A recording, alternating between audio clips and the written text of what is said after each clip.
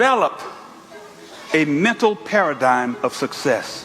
Do you know why God can't take you to a place until you can see yourself there?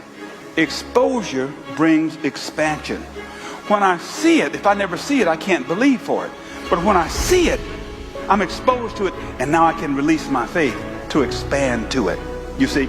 And so you have to have a mental paradigm for success. We have no idea what part our mind and our thinking plays in the whole process. But an interesting conversation takes place between David, who is just a lowly shepherd boy, and the king of all of Israel, whose name was Saul.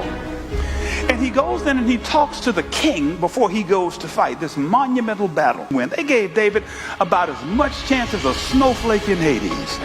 And he went and talked to the king. And you know what the king says? The king says, David, he sized him up based on his physical size. And so he stood there. He said, David, he said, this is a fighting man from his youth. He was raised up to kill people and to take their heads. And you know what David said? David had a mental picture in his head.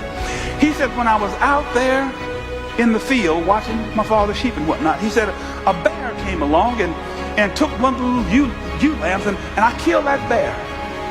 And he said, this guy, Goliath, he's going to be just like the lion and just like the bear. David knew what he was going to do before his foot ever hit the battlefield.